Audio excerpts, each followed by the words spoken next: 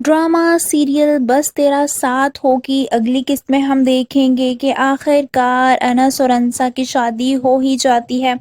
अंसा बहुत घबराई हुई होती है जब अनस की फूफो यानी अम्बरीन बेगम उसे समझाते हुए कहती हैं कि सब कुछ पहले से ही तय होता है।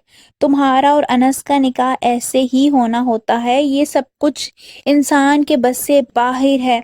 वहीं अंसा भी कहीं ना कहीं ये बात समझ लेती है। वो इस घर में एडजस्ट होने की कोशिश करती है। वही अनस अंसा का बहुत ज़्यादा ख्याल रख रहा होता है। वो उसके लिए खाना लेकर जाता है जबकि अंसा सामने खड़ी होती है। अनस तो एक पल को उसको देखकर हैरान रह जाता है। उसके दिल में अंसा के लिए मोहब्बत बढ़ने लगती है। वो उसे बहुत गौर से देख रहा होता है।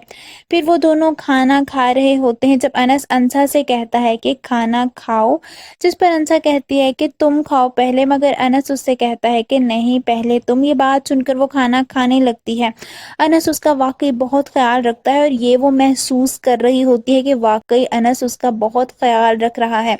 वहीं हम देखेंगे कि शियान की वालिदा को तो अनस पर बहुत ज़्यादा गुस्सा होता है। शियान उन्हें हौसला देता है कि सब कुछ ठीक हो जाएगा, मगर वो गुस्से से कहती हैं कि पहले तो वो एक था मगर अब वो दो हो गए हैं। वो किसी सूरत अंसा को कबूल नहीं कर रही होती। दूसरी तरफ शियान का अपना भी यही हाल होता है। वो अपने वालिद के पास बैठा होता है। वो बहुत गुस्सा होता है और कहता है कि कितनी बदनामी हुई थी मेरी अंसा की वजह से। ये बात मुझे बहुत बेचैन कर रही है कि वो मेरे ही घर में सुकून से सो रही है।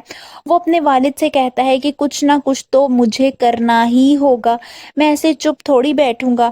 उसके इरादे बहुत ज़्यादा खतरनाक लग रहे होते हैं क्योंकि अब वो अनस और अंसा दोनों का पीछा नहीं छोड़ेगा, बल्कि वो उन दोनों को तकलीफ पहुंचाने के लिए कुछ ना कुछ करेगा। आप सबको क्या लगता है, क्या शान अपनी बातों में कामयाब हो सकेगा और अनस किस तरह से अंसा की हिफाजत करेगा? कमेंट्स में अपनी राय का इजहार ज़रूर कीजिए।